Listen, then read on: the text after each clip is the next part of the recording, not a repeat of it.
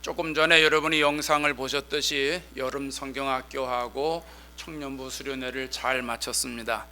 하나님이 참 많은 은혜를 주셨습니다. 교회학교 아이들도 참 좋아하고요, 우리 부모님들, 어머님들이 참 좋아했습니다. 어제 수련회를 마치고 오는데 어느 청년이 그래요. 목사님, 최고의 수련회였어요. 내 인생에 있어서 이런 수련회는 처음이었습니다. 성령께서 얼마나 강력하게 역사하셨는지 여러분 짐작할 수 있는 말이죠. 아마 벌써 내년 여름 행사가 기다려지는 분들이 많이 있을 겁니다. 매번마다 사역을 마무리하면서 갖게 되는 생각이 있습니다. 계속해서 연속적으로 주의 일을 하면서 갖게 되는 생각이 있는데, 신앙생활을 방해하는 세력과 싸워야 한다는 겁니다. 우리가 여름 성경학교와 청년부 수련을 하는 이유는요, 신앙을 성장시키기 위해서고 신앙을 성숙시키기 위해서입니다. 예수님 만나고 은혜 받고 하나님의 능력으로 하나님의 자녀의 권세를 가지고 탁월하게 하나님 나라를 위해서 살아가도록 하기 위해서 어릴 때부터 성경학교 하는 것이고, 우리 젊은 친구들 여름 수련회를 하는 겁니다. 그런데 여름 행사나 교회 행사도 중요하지만 더 중요한 것은 그 이후가 중요하다는 거예요. 여러분이 경험하셨겠지만 은혜를 받은 이후에 반드시 우리가 맞이하는 게 있잖아요. 영적인 싸움이에요. 눈에 보이지 않는 싸움이 누구에게나 있어요. 그 싸움에서 이길 때만 내 신앙이 성장하고 성숙하는 거예요. 만일 그 싸움에서 이기지 못하면 은혜 받기 이전의 생활로 돌아가게 됩니다. 우리 젊은이들이 수련회 가서 은혜 많이 받았지만 그 은혜 받은 이후에 영적인 싸움에서 승리할 때 영적인 탁월함이 나에게 나타나는 거예요. 그런데 그 싸움에서 지면 옛날에 수련회 가기 전에 그 마음으로 다시 회개하게 된다는 거죠. 그래서 영적인 안전뱅이의 신앙생활을 할 수밖에 없다는 겁니다. 여러분, 어떻게 하면 영적인 싸움에서 이기고 영적인 싸움에서 우리가 승리할 수 있을까요? 오늘 사도 바울을 통해서 배우려고 합니다. 사도 바울에게는 영적인 싸움이 없었을 것 같은데 그의 신앙 고백을 보면 영적인 싸움이 많이 있었어요. 그런데 그가 승리했다는 거죠. 바울이 승리할 수 있었던 요인은 어디에 있을까요? 오늘 4절에 하나님의 능력이라고 말합니다. 바울이 영적인 싸움에서 승리할 수 있는 무기는 하나님의 능력이었다는 거죠. 그 하나님의 능력은 그 어떤 것도 이기게 된다고 오늘 본문에서 말씀합니다. 본문에 반복해서 나오는 말이 있습니다. 무너뜨린다는 말입니다. 무너뜨린다, 무너뜨리는, 무너뜨리며, 무너뜨리고, 계속해서 반복적으로 이 말이 나옵니다. 신앙생활을 방해하는 모든 것은 하나님의 능력이 무너뜨린다는 거죠. 오늘 하나님의 능력이 어떤 것들을 무너뜨리는지 오늘 성경을 통해서 같이 살펴보면서 은혜 받으려고 합니다. 첫째로 견고한 진을 무너뜨린다고 했습니다. 4절을 보십시오. 우리의 싸우는 무기는 육신에 속한 것이 아니요 오직 어떤 견고한 진도 무너뜨리는 하나님의 능력이라. 견고한 진을 무너뜨린다는 건 요새를 무너뜨린다는 겁니다. 요새. 견고한 진의 원어는 강하게 만들어졌다 해서 유래가 됐는데요, 요새화된 장소를 말하는 거예요. 예전에는 나라들마다 전쟁에 대비해가지고 눈에 보이지 않는 곳에 사령부를 만들어 놨잖아요. 그 콘크리트 벽을 아주 두껍게 만들어가지고 폭탄이 터져도 무너지지 않을 정도로 안전하게 만들어 놓습니다. 현대에도 보면 이제 폭탄이 중요한 게 아니죠. 미사일 공격에도 안 터지도록 만들어요. 핵 공격에도 끄떡하지 않게 땅속으로 깊이 파가지고 단단하게 지휘본부를 만들어 놓습니다. 그래서 전쟁이 터지면 지휘관들이 거기서 들어가는 거죠. 지하 벙커라고 말하잖아요. 하나님의 능력은 우리 안에 든든하게 지어진 견고한 진을 무너뜨린다는 거예요. 하나님의 능력은 무너지지 않을 것 같은 요새화된 그 깊숙한 곳에, 내 깊숙한 곳에 숨어있는 그 요새화된 그것을 파괴한다는 거죠. 그래서 하나님의 말씀이 요새를 무너뜨린다는 거예요. 오늘 본문에서 사도 바울이 말하는 견고한 진은 표면적으로는 자신을 공격하는 사람들을 가리키는 거고요, 실제적으로는 하나님을 대적하는 사람들을 가리키는 겁니다. 바울이 복음을 전할 때 싫어하는 사람이 있었어요. 반대파가 생겨났어요. 우리가 쉽게 이해하기 좀 어려운 부분이죠. 사도 바울이 어떤 분이에요? 빌립보서 3장에 가면 자신을 이렇게 소개하잖아요. 아브라함의 후손으로 태어나서 8일 만에 할례를 받았대요. 선택받은 이스라엘 족속이래요. 또 왕족 출신이에요. 베냐민 지파예요. 히브리인의 순수 혈통을 가지고 태어났어요. 율법으로는 흠이 없다고 그랬어요. 예수님 다음으로 아마 성자의 반열에 들어가는 사람이 있다면 사도 바울이 첫째가 아닐까 싶을 정도로 사도 바울이 참 대단한 사람입니다. 더군다나 바울은 드라마틱한 인생을 살았잖아요. 율법의 의로 흠이 없을 정도이기 때문에 예수 믿는 사람들을 핍박하러 다니는데 가장 선두에 섰잖아요. 1등 공신이에요. 스데반 죽이는데 그 현장에 사울이라고 하는 사람이 있다고 그랬어요. 그만큼 사울이 열심히 했다는 거예요. 핍박하는데 제일 열심히 했다, 이런 뜻입니다. 이런 사울이 예수 믿는 사람들을 체포하려고 다메섹으로 가다가 예수님 만나잖아요. 다메섹 도상에서 예수님을 만나요. 예수님을 만나 거듭나요. 그 이후에 전도자의 삶을 살아가게 됩니다. 여러분, 이쯤 되면 여러 성도들에게 사랑받고 존경받지 않겠습니까? 그냥 전도 가가지고 예수 믿으세요, 예수 믿어야 당신 영혼이 구원받아요. 아, 그래요, 그럼 예수 믿을게요, 이러는 사람도 귀한데 그렇잖아요. 그런데 예수를 믿는 것도 아니고 그냥 핍박하는데 1등 공신이 예수님 만나가지고 복음으로 변화됐어요. 예수님을 전하는 사람이 됐어요. 얼마나 간증거리가 많겠어요. 얼마나 많은 사람들에게 신뢰를 받겠어요. 요즘 같으면 막 전 세계에서 우리 집 와서 좀 간증 집회 좀 해달라고, 간증 집회 좀 해달라고 연락이 하도 많이 와가지고 스케줄 잡기가 아마 힘들 정도가 그 정도 됐을 겁니다. 근데 바울을 싫어하는 거예요. 바울을 비방하는 거예요. 바울과 갈등 관계에 있는 거예요. 고린도 후서를 보면 이런 교회 많은 성도들과 이런 갈등을 겪고 있는데 여러 가지 이유가 있는데 그 중에 대표적인 게 뭐냐면 사도직이에요. 사도직. 바울이 예수 믿고 나서 자기가 예수님을 만나고 나서 복음으로 무장하고 나서 복음을 증거하면서 뭐라고 그러냐면 내가 예수님의 사도다 그랬어요. 예수님의 사도다. 그러니까 바울과 같이 신앙생활하는 사람들이 인정할 수 없다는 거예요. 네가 무슨 예수님의 사도냐는 거죠. 아니, 예수님의 사도면 베드로, 야고보, 요한처럼 예수님과 같이 좀 있었던 사람, 이러면 우리가 인정한다는 거예요. 예수님의 12 제자, 그러면 이해한다는 거예요. 그런데 당신은 예수님 근처에도 못 가보지 않았느냐? 예수님 살아계실 때는 예수님 만나보지도 못했느냐? 만나보지도 않은 사람 아니냐? 오히려 당신은 예수 믿는 사람 때려잡던 사람이 아니냐? 요즘 얘기로 그냥 세속적인 말로 당신 깡패 출신 아니야? 그렇잖아요. 예수 믿는 사람 때려잡는 게 깡패지 뭡니까? 깡패. 당신 깡패 출신 아니야? 깡패 출신이 어떻게 사도가 돼? 말도 안 된다는 거예요. 그래서 사도 바울이 이런 사람들에 대항해서 쓴 것이 고린도후서 10장이에요.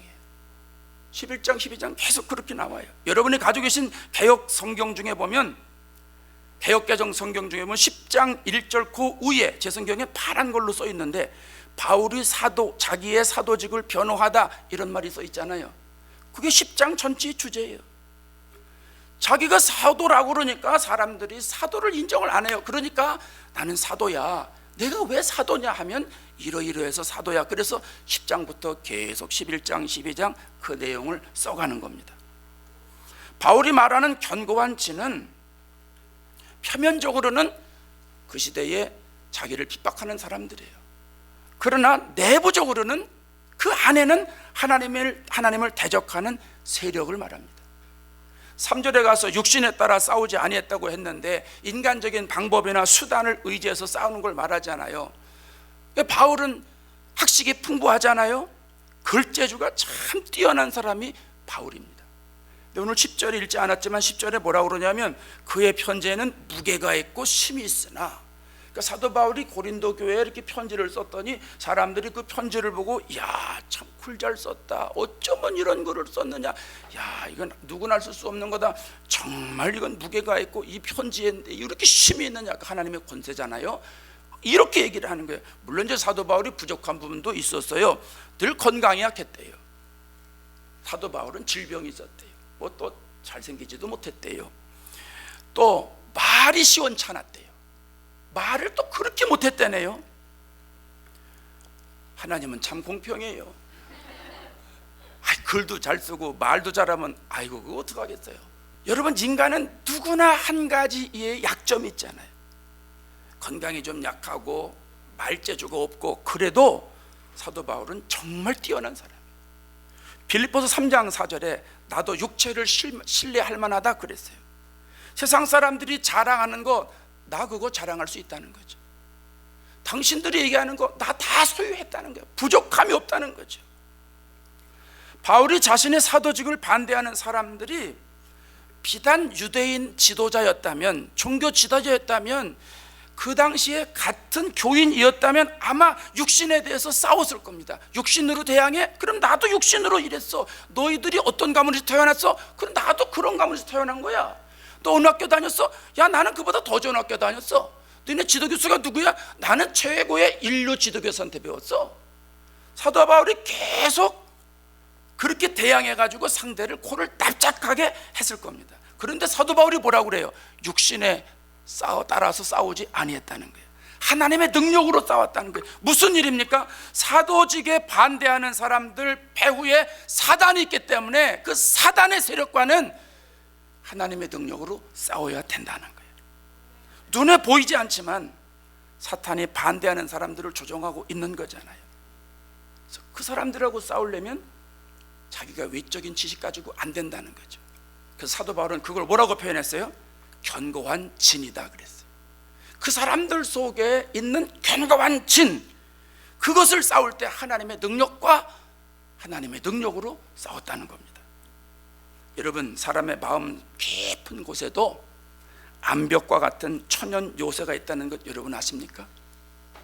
나도 모르게 형성된 진이 내 안에 있어요. 내 마음 깊숙한 곳에 있어요.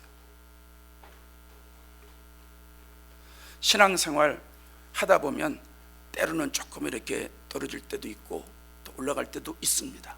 누구나 다 있습니다. 그런데 이게 자주 반복되는 사람들이 있죠.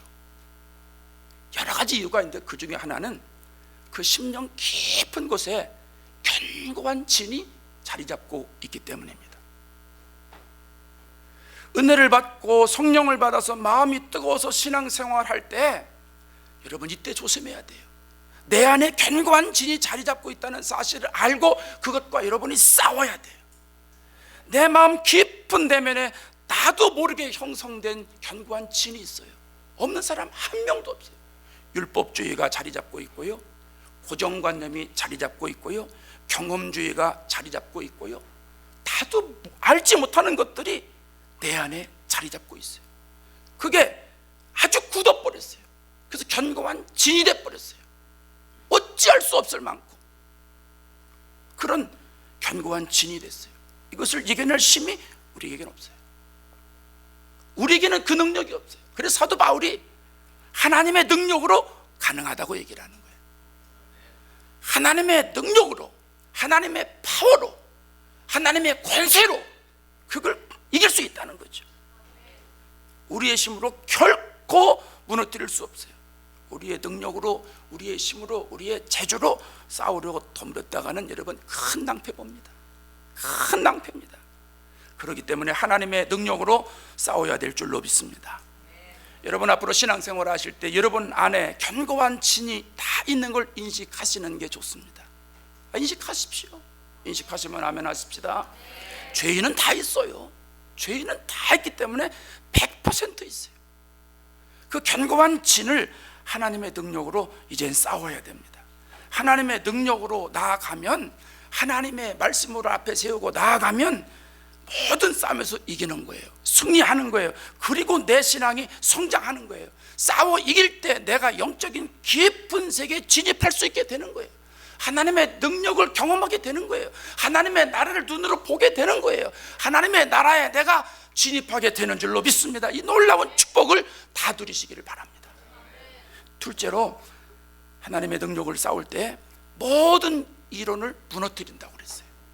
오늘 4절 끝머리 보세요. 모든 이론을 무너뜨리며. 고린도는 헬라 문명의 중심지입니다. 그래서 이론과 철학이 발달되어 있어요. 소위 그 사람들을 우리가 뭐라고 그러냐면 소피스트라고 말합니다.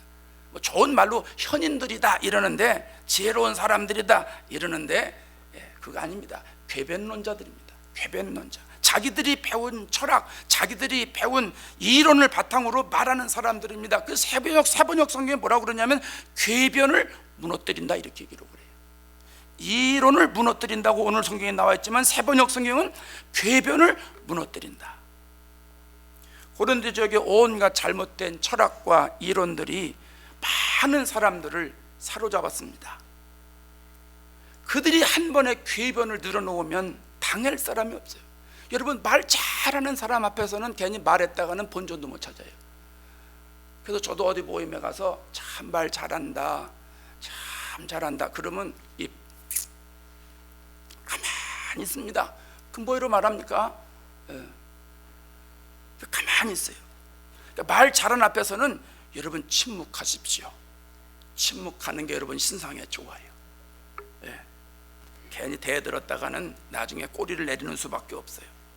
근데 이게 말 잘하는 사람들 앞에서 많은 성도들이 믿음이 순수하게 자라지를 못하는 거예요. 왜냐하면 들어보니까 그런 것 같거든요. 들어보니까 일리가 있거든요. 그래서 신앙이 자라지 못한다는 거예요. 그래서 사도 바울이 하나님의 능력으로 그런 사람들과 싸우라는 거죠. 그래서 그 이론들을 다 하나님이 무너뜨리도록 신앙생활 하라는 거예요. 바울은 그런 사람들을 대면하는 것 두려워하지 않았습니다. 왜냐하면 사도 바울에게는 이 세상의 사상과 이론과 철학과 대항할 수 있는 그보다 더 강력한 무기가 있었어요. 그게 하나님의 능력이에요. 그 하나님의 무기 앞에서 어떤 이론도 무너진다는 거죠. 그래서 궤변론자들의 이론과 철학에 굴복당하지 말고 하나님의 능력으로 싸우라고 권면하고 있는 거예요. 하나님의 능력이 모든 이론과 모든 궤변을 다 무너뜨린다는 이런 얘기입니다. 오늘날에 보세요. 얼마나 많은 이론들이 나와 있습니까? 합리주의 이론이 나와 있고, 논리주의 이론이 나와 있고, 심지어 과학주의, 요즘은 과학 시대니까, 과학이 앞서는 시대니까 과학주의가 나와가지고 세상을 다 휩쓸어 버립니다. 사람들이요, 과학자의 주장이다 이러면은 이거 객관적으로 생각하고, 야 그거는 그래도 좀 옳을 거야, 맞을 거야, 정직할 거야, 정확한 데이터가 있으니까 맞을 거야, 아 과학자가 얘기했는데 설마 틀리겠느냐, 그러고선 과학자가 얘기하면 다 받아들여요. 요즘 시대가 그래요. 이어령 박사가요, 어느 언론사하고 인터뷰를 했는데, 여러분 이어령 박사님 아시죠? 우리 한국에 아주 뭐 장관도 하시고 많은 사람들에게 사랑도 받고 존경도 받고 지성인의 대표로 할 만큼 그런 훌륭하신 분입니다. 이분이 이런 인터뷰를 했어요. 현대 사회는 바이오 테크놀로지가 들어와 가지고 생명을 물리적으로 만든다는 거예요. 과학적으로, 인공적으로 만들고 있다는 거예요. 그 사람들이 이 바이오 테크놀로지의 영향을 가져가지고 사람들이 하나님의 말씀이라면 듣지는 않는데 과학적이라고 하면 전부 듣는다는 거예요. 과학적이면 다 받아들인다는 거예요. 과학적으로 이거 먹으면 안 됩니다, 이거 먹으면 암에 걸립니다, 그러면요 그 물건이 시장에서 하루아침에 다 나가질 않는데요. 반대로 이거 먹으면 몸에 좋습니다 이러면 하루아침에 물건이 다 없어진대. 과학이 모든 사람들이 음식물까지 조절한다는 거예요. 근데 과학이 그럼 다 맞느냐? 여러분, 저 어릴 때 사카린이라는 거 있었어요. 사카린, 기억나시는 분 있죠? 이 사카린 먹으면 암에 걸린다 이래가지고요 사카린이 자취를 싹 감춰버렸는데, 요즘은 뭐래요? 요즘은 뭐라 그래요? 괜찮대요. 괜찮다고 그래요. 다 먹어요. 다 먹어요. 하나님이 먹지 말라고 하신 선악과를 먹는 인간들이, 과학자들이 먹지 말라 그러면 안 먹는 시대가 됐다는 거예요. 과학이 하나님 위에 존재하는 시대가 됐다는 거예요. 이게 이분 얘기예요. 그리고 또 한 가지 얘기를 하는데, 기독교에 대해서 요즘 참 말이 많잖아요. 교회 안에서뿐 아니고 세상에서도 기독교에 대해서 말이 많은데, 사랑을 외치는데 뭐라고 외치냐면 사랑 없는 정의가 기독교의 이름으로 판을 친다는 거예요. 여러분, 정의는 옳은 거잖아요. 모든 건 옳게 살아야 돼요. 그런데 옳은 것만 가지고는 안 되는 거예요. 적어도 기독교에서 말하는 정의는, 하나님의 정의는 사랑이 전제되어 있는 거예요. 사랑이 전제되지 않은, 사랑이 없는 정의는 정의가 아닌 거예요. 믿음, 소망, 사랑, 그 중에 제일은 사랑이잖아요. 사랑이 바탕이 있는 거예요. 사랑 바탕 위에 정의가 제대로 된 정의가 되는 거예요. 그런데 요즘은 사랑 없는 정의가 판을 친다는 거예요. 잘못된 이론이라는 거죠. 반기독교적인 이론이라는 거예요. 이게 이분의 얘기예요. 여러분, 과학이 뭐예요? 어떤 대상을 놓고 연구하는 거죠. 스스로의 가설을 세워놓습니다. 그리고 자기가 아는 방식으로 접근에 들어가는 거예요. 그러고서는 계속 이걸 이제 실험을 통해서 논리적으로 자꾸 맞춰가는 거죠. 그래서 그게 딱 맞으면 이제 학계에 발표하고 이러는 거 아니겠습니까? 근데 여러분, 과학이 뭘 만드는 게 아니라 하나님이 만들어 놓으신 거예요. 뭐 우주에 뭐 지구만한 뭐가 또 하나 있다고 그거 이제 발견해 가지고 난리들은, 그거 옛날에 있었어요. 어제 오늘 얘기가 아닙니다. 하나님이 다 만들어 놓으신 걸 사람이 뒤늦게 발견하는 거죠. 여러분, 학문은 이론으로 설명이 돼야 됩니다. 과학은 학문적으로 증명이 돼야 됩니다. 그러나 신앙은 논리로 되는 게 아니에요. 신앙은 과학적으로 증명될 수 있는 게 아니에요. 신앙은 영적이잖아요. 영적인 건 영적으로 가능한 거예요. 영적인 걸 어떻게 우리가 논리적으로, 이론적으로, 과학적으로 증명할 수 있습니까? 영적인 세계는 영적으로 받아들이는 겁니다. 그러니까 하나님의 능력으로 밖에 설명할 수가 없다는 거예요. 그래서 하나님의 능력으로 잘못된 이론과 싸우라는 거예요. 잘못된 이론 가지고, 똑같은 이론을 가지고 내세우면 말장난밖에 안 돼. 그게 궤변이에요. 그게 궤변이에요. 궤변은 한도 끝도 없는 거예요. 평행선을 달리는 거예요. 하나님의 능력은 어떠한 궤변, 어떠한 합리적이고 과학적인 이론도 다 무너뜨리는 거예요. 반드시 무너지는 줄로 믿습니다. 여러분, 내 마음속에 세상의 이론이나 과학이나 궤변이 혹 자리 잡고 있지는 않은지 한번 여러분 살펴보시기 바랍니다. 신앙생활을 이론적으로, 과학적으로, 논리적으로 하려는 마음이 있는 건 아닌가 한번 생각해 보셔야 돼요. 자기 나름대로의 기독교 서적을 많이 읽고 자기 나름대로 철학책을 많이 읽어서 신앙은 이럴 것이라고 생각하는 저마다의 이론은 없는가 생각해 보셔야 되고, 반기독교적인 이론들이 성경적인 이론인 것처럼 둔갑하는 것은 혹시 내 마음에 없는지 한번 살펴보셔야 된다는 얘기입니다. 신앙생활 할 때 보면 믿음이 이제 빨리 안 자랄 때가 있잖아요. 다른 사람들은 축축축축 자라는데 잘 안 자라요. 왜 그러냐면 내 안에 잘못된 이론의 진을 치고 있기 때문에 그래요. 그냥 잘못된 이론이 진치고 있으니까 하나님 말씀이 그대로 흡입이 안 되는 거예요. 하나님 말씀이 오면 일단 내 생각에 걸러지는 거죠. 하나님 말씀이 튕겨나가요. 그리고 이거는 또 다른 사람한테 건네주잖아요. 이거는 저 어떤 집사가 들어야 되는데, 오늘 설교는 어떤 집사가 들어야 되는데, 오늘 안 왔네, 귀신 같으네, 또 이러고 말아요.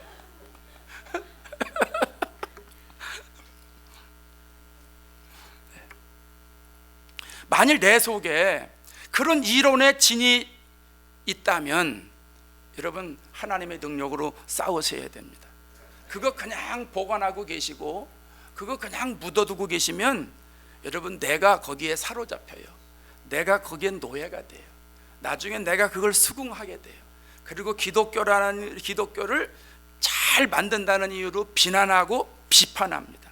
핍박하게 됩니다. 얼마나 불쌍한 사람이 됩니까? 우리가 하나님의 능력에 사로잡혀서 우리가 그 내 안에 진치고 있는 각종 이론과 싸우면 그 이론과 궤변은 무너질 수밖에 없는 거예요. 하나님의 나라는 말에 있지 않고 능력에 있기 때문입니다. 여러분 보세요. 하나님의 은혜를 우리가 받잖아요. 하나님의 능력을 이렇게 받아요. 수련회도 가보니까 은혜 받는 사람들이 참 많더라고요. 참 은혜는 상상을 초월해요. 그들이 말이죠, 막 말씀을 듣다가 기도하다가 찬양하다가 막 눈물을 흘리고 손을 들고 회개를 하고 막 몸부림을 치고 이런 일들이 일어나요. 하나님의 역사가 임하니까 그렇게 은혜 받은 분들 얘기해 보세요. 여러분 안에 자기 나름대로의 가지고 있는 수련회의 기본적인 이론들이 있잖아요. 그 이론 때문에 안 간 사람 많아요. 수련회는 이러니까 어렵다, 이러니까 힘들다, 또 이럴 것이다, 저럴 것이다. 그 이론 때문에 안 간 사람들이 있거든요. 아니요, 그 이론 틀렸어요. 목사님 설교 길게 해서 죽을 뻔했어. 수련회 가면. 아니요, 나도 이번에 거듭나서 조금 짧게 했어요. 주제가 거듭남인데 내가 거듭났어. 설교 짧게 하는 거듭남 첫날 무지 좋아하더라고요.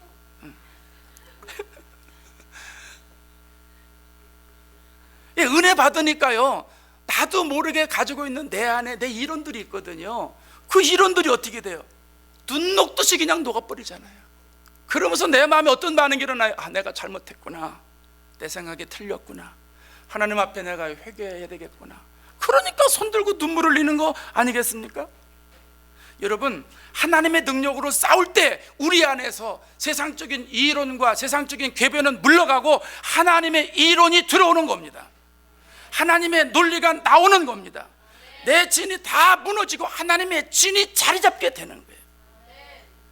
여러분, 앞으로는요, 시대가 가면 갈수록 세상의 반기독교적인 이론들이 창궐할 겁니다.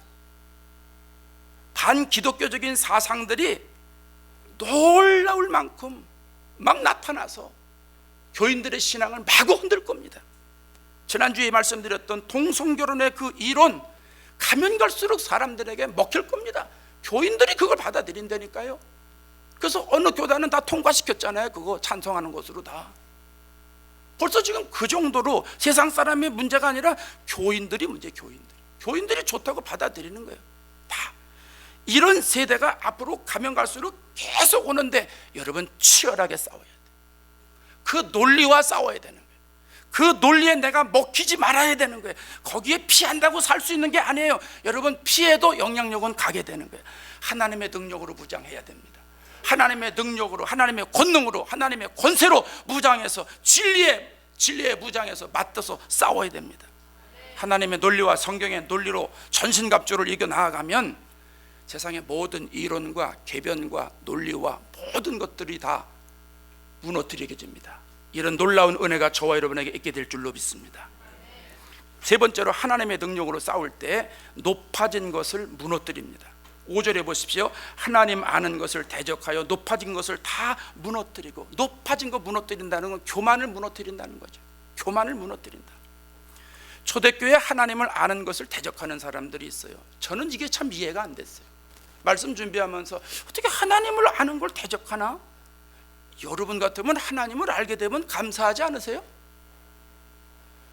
하나님을 알면 알수록, 하나님과 가까우면 가까울수록 너무나 감사하잖아요. 그런데 오늘 본문은 뭐라고 그래요? 대적한다는 거예요. 대적한다는 거예요. 여러분, 대적은 언제 쓰는 표현입니까? 여러분 가운데 혹시 교인들 중에 나 두고 대적합니다, 목사님, 이런 분 혹시 있습니까? 없을 줄로 믿습니다. 대적은 적과 싸움할 때 얘기하는 거죠. 적과. 여러분, 적이 있습니까? 우린 적이 없습니다. 사람은 무조건 사랑의 대상입니다. 따라합시다. 사람은 사랑의 대상이다. 자, 귀에 못이 박히도록 말씀드리는 거예요. 왜? 계속 반복 효과가 있어야 되니까. 다시 한번 합시다. 사람은 사랑의 대상이다. 사람은 사랑의 대상이에요. 대적의 대상이 아니에요. 이 대적은요, 적군이에요. 적군은 대화하는 게 아니에요. 타협하는 게 아니에요. 무조건 물리치는 거예요. 죽기 아니면 살게 하는 거예요. 그러면 하나님을 아는 걸 대적한다고 그랬어요. 그럼 대적하는 걸 누가 시키는 겁니까? 사람이 대적하는 겁니까? 사람들이 사도 바울을 대적하는 겁니까? 그 무엇이 사람들을 통해서 사도 바울을 대적하게 만드는 겁니까? 그 무엇이 누굽니까? 마귀입니다. 여러분, 마귀가 누구예요? 마귀는 타락한 천사잖아요. 하나님을 가장 잘 아는 피조물이 누굽니까? 천사입니다. 하나님을 가장 잘 아는 피조물, 천사입니다. 하나님을 늘 찬양하는 게 천사잖아요. 야, 여러분, 제 아내를 가장 잘 아는 사람이 우리 교회 중에 누가 있어요? 우리 아이들이요? 아니요, 저예요. 저. 왜? 밤마다 붙어 자거든. 한 집에서 같이 살거든. 그렇잖아요. 여러분, 가까이 있을수록 많이 아는 거예요. 하나님을 24시간 찬양하고 경배하는 게 천사인데 하나님을 가장 많이 아는 게 천사잖아요.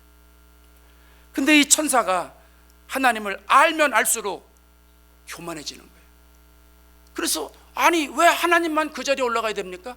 나도 그 자리에 올라가면 안 됩니까? 그래서 하나님께 대적을 했잖아요. 그래서 타락해서 누가 된 거예요? 마귀가 된 거예요. 타락한 천사가 마귀입니다. 고린도 교회 교인들의 모습 속에 하나님을 알아가면 알아갈수록 하나님 앞에 겸손해야 되고 하나님 앞에 온유해야 되는데 하나님을 대적하는 사람들이 자꾸 많아졌다는 겁니다. 하나님의 영광을 가리우는 일들이 자꾸 많아졌다는 겁니다. 그런 사람들과 싸우라고 사도 바울은 지금 권면하고 있는 겁니다. 여러분, 사람이 언제 교만해지는 줄 아세요? 신앙생활할 때 언제 교만해지는 줄 아세요? 하나님을 몰랐을 때 교만해집니다. 왜요? 무식하니까. 무식하면 용감한 거예요. 무식하면 용감해요. 사도 바울이 얼마나 용감했어요. 세상적인 지식은 탁월하게 많이 알아도 하나님을 모르잖아요. 하나님을 모르니까 그렇게 무식하게 사람들을 잡아주기는 일에 1등 공신이었다고 아까 말씀을 드렸잖아요. 하나님을 모를 때 교만이 싹트어요. 또 언제 교만이 생기는가? 하나님을 알았을 때 교만이 싹틉니다. 하나님을 알면 알수록 자기가 뭐 대단하게 된 것 같아요. 하나님의 은혜를 누리면 누릴수록 자기가 굉장한 믿음 위에 서 있는 것 같아요. 주님의 일을 하면 할수록 자기가 탁월한 능력을 가진 것 같아요. 하나님을 아는 지식 때문에 자기 의가 나오게 됩니다. 그래서 교만하게 된다는 거예요. 우리는 언제나 하나님의 능력으로 내 자신과 싸워야 됩니다. 하나님을 알아가면 알아갈수록 내 자신과 싸워야 되는 거예요. 하나님의 능력으로 자꾸 싸워야 되는 거예요. 여러분 보세요. 우리가 믿음으로 했잖아요. 예? 믿음으로 모든 일을 하잖아요. 우리 찬양대도 오늘 믿음으로 했잖아요. 오늘 저 밥하는 분도 믿음으로 할 겁니다. 또 우리 수련회 가서 저도 설교도 믿음으로 했습니다. 교사들도 믿음으로 가르쳤습니다. 믿음으로 시작은 했어요. 그런데 성령께서 도와주셨어요. 믿음으로 하니까 도와주시잖아요. 은혜가 넘쳤어요. 끝나고 사람들이 은혜 받았습니다. 어쩜 이렇게 찬양을 잘해? 어쩜 이렇게 밥을 맛있게 해? 어쩜 이렇게 애들을 재밌게 잘 가르쳐? 어쩜 이렇게 탁월한 능력이 있어? 와, 대단하세요. 대단하세요. 여러분, 그때 우리 속에서 나오는 반응이 어때요? 빨리 대답 안 하시는 거 보니까 우쭐하잖아요. 있잖아요. 속으로는 믿음으로 했으니까 그래도 주님이 하셨지. 목사님이 계속 주님이 하셨습니다. 주님이 하신 겁니다. 얘기하니까 맞아, 주님이 하신 거야. 그런데 한쪽은 뭐가 나와요? 무슨 새싹이 나와요? 그래도 내가 했는데, 이거 하려고 내가 얼마나 노력을 많이 했는데, 이거 하려고 얼마나 기도를 많이 했는데, 주님이 하신 걸 부인하는 건 아니지만 그래도 내가 했는데, 내가요 우쭐해져요. 그게 교만이에요. 그래서 하나님의 능력으로 무장해야 되는 거예요. 하나님의 능력으로 무장하지 않으면 여러분 교만해지는 거예요. 교만해지는 거예요. 하나님의 능력으로 무장해야 겸손해지는 거예요. 겸손할 때 은혜가 넘치는 거예요. 물은 높은 데서 아래로 흐르지만 은혜는 겸손한 자에게 임하는 거예요. 아까 제가 말씀드렸잖아요. 견고한 진이 표면적으로는 방해하는 사람들이지만 내부적으로는 하나님을 대적하는 마귀라고 그랬잖아요. 나를 교만하게 북돋워 주는 거, 그게 바로 마귀 짓입니다. 그래서 마귀의 힘을 이기려면 여러분 내 힘으로는 안 돼요. 내 능력으로는 안 돼요. 여러분 마귀가 얼마나 지혜로운 줄 아세요? 마귀 IQ가 여러분 얼마나 높은 줄 아세요? 제가 생각해 봤는데 마귀 IQ는 한 1000만쯤 되는 것 같아요. 1000만도 되는 것 같아요. 왜냐하면 창세기 보니까 하나님이 모든 만물을 만들어 놓으시고 아담에게, 야 아담아 네가 좀 이름 좀 줘봐라. 그래서 아담이 이렇게 보니까 돼지같이 생겨서 이건 돼지, 이건 소처럼, 이건 소, 이거는 비둘기, 저건 저렇게 날개를 쫙 펴고 나르냐, 저건 독수리. 이래가지고 아담이 모든 이름을 다 줬어요. 그래서 성경에 이렇게 나옵니다. 읽으세요. 다 나와요. 여러분, 사람이, 여러분이 지금 이 시간에 제가 1분을 드릴 테니까 어떤 똑같은 사물을 10가지 다른 이름으로 만들려고 그러면 만들 수 있을까요? 물론 여러분 탁월한 분은 있을 수 있지만 우리 교회 애들이 매주마다 태어나는 게 아닙니다. 분기별로 한 명씩 태어나도 굉장한 축복인데 앞으로 그런 날을 기대 제가 합니다. 네, 뭐 전도를 하시든 아기를 낳든 어쨌든 뭐 해결하세요. 근데 가끔 교인들이 그래요. 목사님 아기 이름 좀 줘주시지요. 못 지켰어요. 못 지켰어요. 근데 아담은 지금 천하 만물의 모든 이름을 다 쳤다는 거예요. 아담의 IQ가 얼마나 대단한지 감이 오시죠? 근데 그 아담이 누구에게 넘어가요?